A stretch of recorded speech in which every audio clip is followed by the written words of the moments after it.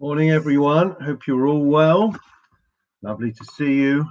This morning's learning is dedicated in memory of Ami Bas Aryeh, Paul Casimir, Yirmiyahu Yechir ben Moshe Eliezer, Shlomo Yechir ben Moshe Eliezer, ben Sion ben Yitzchak, Aryeh ben Shimon, Leah Bas Vayovo, Avram Mordechai ben Moshe Kutner, as well as the Yortzites, Avram Shmuel ben Yosef Bankover, Moshe Chaim ben Eliyahu Yosef Levi Berman, Rashka Bas Noach Lukova, Avram ben Moshe Lee, Nazira Bas Ezekiel Setjon, Michal ben Shmuel Lyons, Shendel Bas Reuven Levy, David ben Shimon Baum, and Tzvi ben Mordechai Bentley. We wish everyone who has Yortzeit or is saying Kaddish long life and only simchas.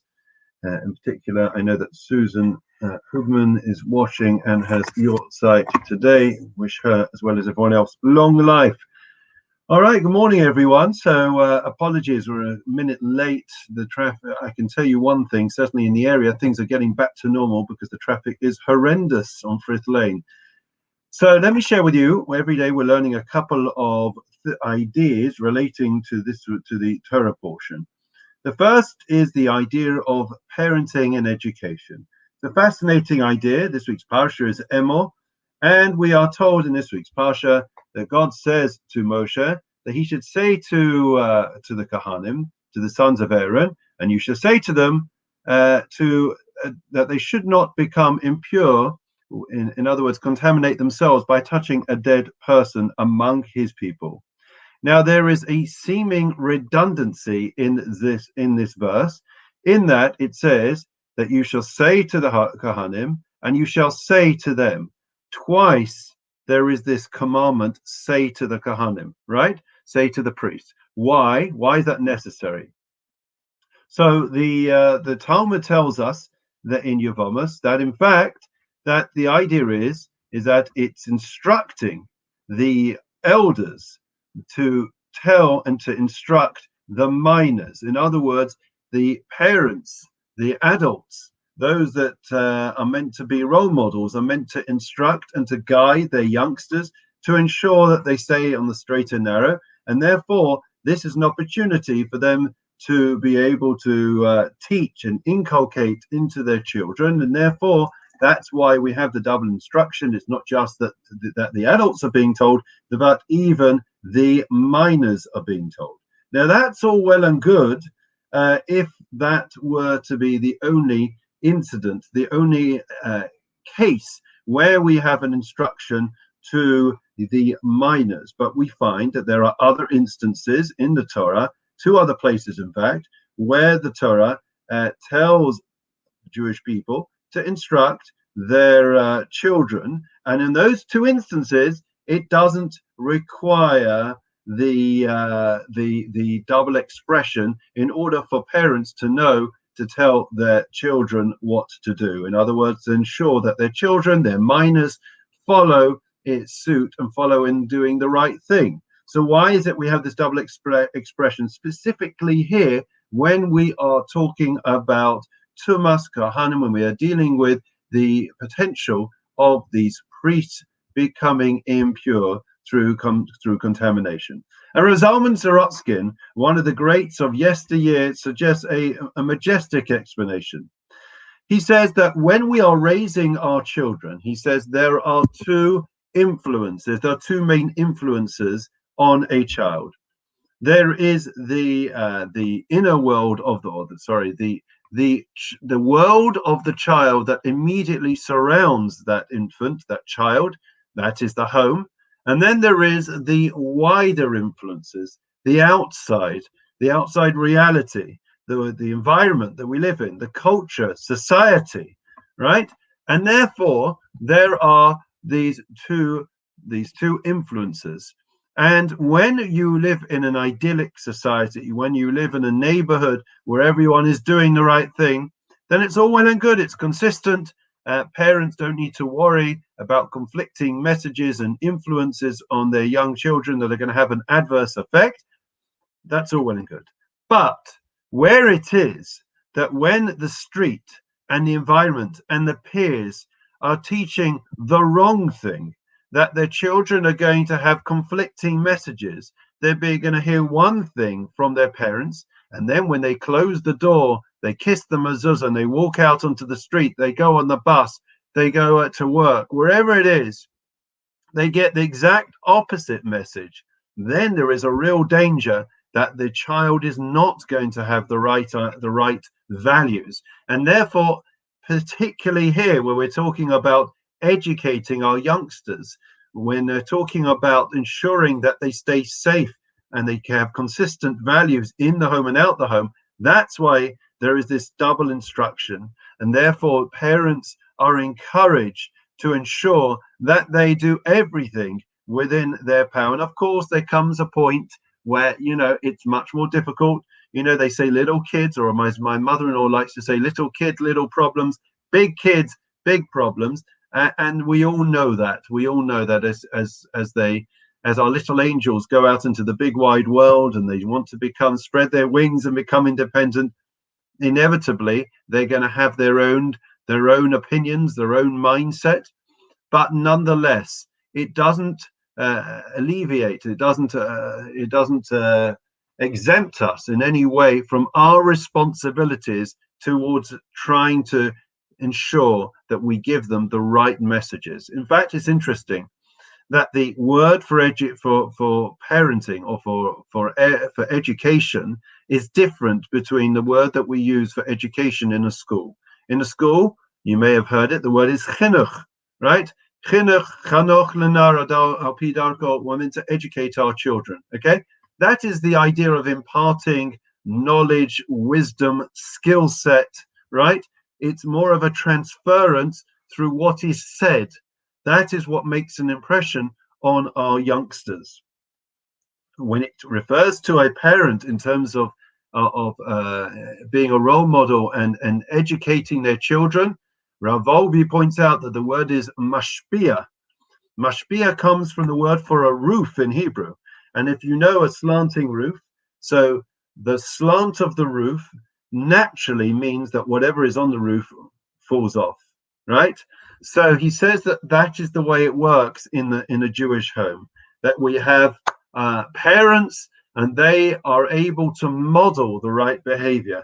They are meant to set, through their exemplary behavior, they are meant to inspire the youngsters, not through what they say, but through what they do on a daily basis, from when the child is a baby and all the way through. And again, I don't want anyone to come out of this feeling guilty. We all do as much as we can, and we do our very best. And that is all we can do. And at the end of the day, there comes a point where I say it to my kids, there comes a point where you are going to make your own decisions and you are going to learn from your mistakes. I'll always be here. I'll always be here, probably interfering, offering advice, guidance. And what's interesting is we never find that there is a cutoff point when it comes to educating or being a parent. The same way that we worry about our kids, we also can always be there to guide them through our behavior and to offer advice when they ask for it. Probably won't be that often as they get older, but nonetheless, that is the message that we see here. And we all make mistakes. People think sometimes I think they I've got it hard. I had a tough time with my children or with my grandchildren, but you, Rabbi, you've got it easy. They're all angels. Whoops, sorry, Estelle. They're all angels, and they're robots. They do exactly what you want. They go to shul. I struggle with my kids on a Shabbos morning to get them out of bed the same way that everyone else does. Teenagers are teenagers, and as they get older and they become 20 and 21 and 22 and 23, the challenges get more difficult. But that doesn't absolve us from our responsibility. We model the right behavior. We show our children what is important, where our duties, our responsibilities, where we are dedicated, what our passion is in life. And it's more what we do than what we say. Okay, enough about that. Okay, right. So the next idea, very brief, and good morning to everyone who's joining us. I'm going to do a quick, I was going to say a register. Good morning, Carol, Peter, Rachel, David, Mervyn, Estelle, David and Susan, Getting back to the big numbers. More people are coming back to us as they're getting back to routine. I see this is the idyllic time. Andrew, good morning. So it goes like this. The next idea is that we are told when it comes to Shavuos, if I was to say to you, in the Torah, in the block Sefer Torah, what is the date written in the Torah of Shavuos? You know, if you go into the Sefer Torah and you have a look, it'll tell you the date of Pesach, right? We all know 15th of Nisan. You look at the date for Sukkot, it says Sukkot is on the 15th of Tishrei. What is the date given in the Torah, Andrew, for Shavuos? And the answer is there is no date. Now that's astounding. That's baffling. You know, every other festival that's mentioned in the Torah, it gets a date. It comes to Shavuos, no date. The Torah tells us simply that the date of Pesach, and it says that count 49 days and 50 days after that, that is Shavuos. Why does the Torah tell us in such a roundabout way the festival of the giving of the Torah? That was the pinnacle, the climax, the zenith in our history, in our experience as a nation, divine revelation. And the answer is, it's so beautiful. There are two ways that we can count. Let's imagine, okay, I'll give you a real example. My daughter, she's going to be turning 3. Yes, can you believe it? Tehillah is going to be turning 3. She's painted all the walls. She's drawn over everything, all my work and everything. We love her to pieces, but she's turning 3. Hopefully she's going to mature very quickly. Anyways, this shabbos, she's going to be 3. And she has been counting down. So every day she says, it's 4 days, it's 3 days. How many days to my birthday, Papi? And I tell her how many days. And she's counting down to her birthday. Events that we look forward to. Full of anticipation and excitement, we count down. When we've got a wedding, a celebration, an anniversary, a holiday. Imagine when we used to use that H word, a holiday, right? What's that? Then we would count down. But what about when it comes to Shavuos? We don't do that. We count up. Why? What's the difference between when we count down towards our birthdays, anniversaries, weddings, bar mitzvahs, bat mitzvahs, and everything else under the sun, and when it comes to Shavuos? And the answer is that the time between now and my daughter Tehillah's birthday, right, there is no real significance to it, okay? It's just she is looking forward, longing for it. She can't wait to get through this period until she arrives at her birthday. But when it comes to Shavuos, how did we arrive at Shavuos? How did we go from Pesach, when we were slaves in Egypt and still immersed in idolatry and many of the pagan practices of Egypt, and then 50 days later, we arrived at Shavuos, at the greatest moment in our history, when God spoke to us, divine revelation. The Jews were lifted to a lofty level. Do you know how they did it? It was day after day. They built on one day, on the previous day, to the next day, elevating themselves in spirituality, growing, grafting, working hard to elevate themselves, to refine themselves, to become spiritual entities, spiritual beings, more than just physical entities. And that, friends, is why we count 50 days. You know when Shavuos is? It's when you've counted 49 days before it. Then on the 50th day, you have Shavuos.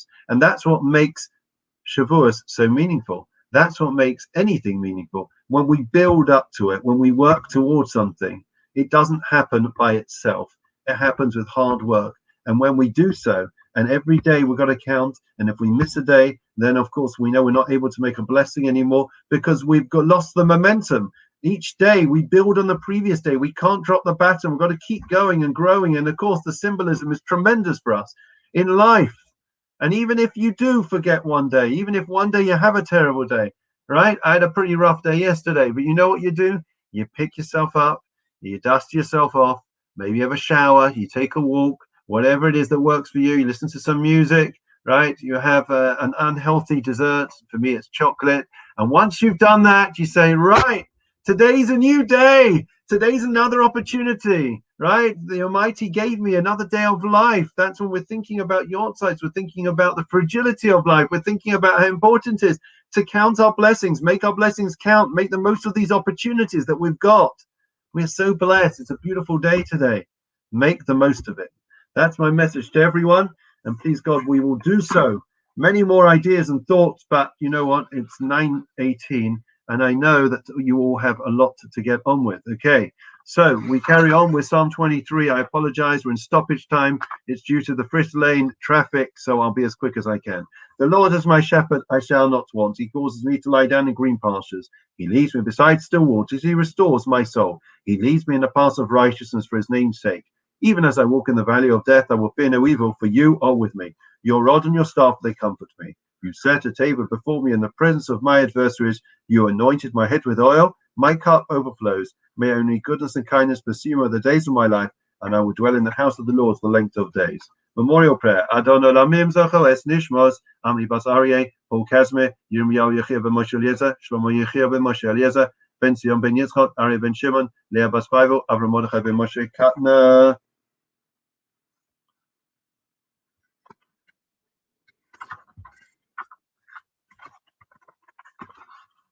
All right.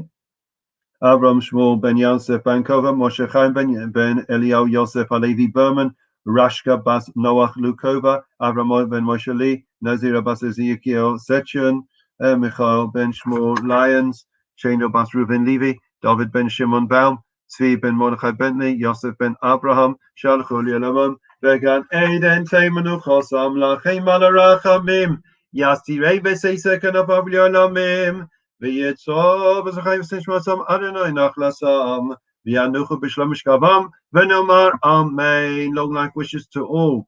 Lastly, Refuah Shlema prayer for all those that are unwell. We're davening. Everyone should have a Refuah Shlema. Those that are in hospital, those that have COVID around the world, and so many other illnesses and maladies. Remisha Berchav Sein Romas Yaakov Moshe David Shlomo Yivarech Rapes Acholim Bavo Shanim Mispalim Bavo Ram B'Zchus HaKadosh Baruch Hu Yimalei Rachim Aleichem Lachim Alafosam Yishlach Lem Refuah Shlema Nishmayim L'Cholivim B'Tzach Shacho Yisrael Refuah Sanefesh Refuah Saguf Hashem Baruch Shema Nama Amen. We wish everyone a Refuah Shlema. Wish everyone well. Lovely to see you on this bright, crisp morning, and look after yourselves. Looking forward to seeing you very soon. We'll see you tomorrow. That's at the same time, same place. Don't be late. We won't wait.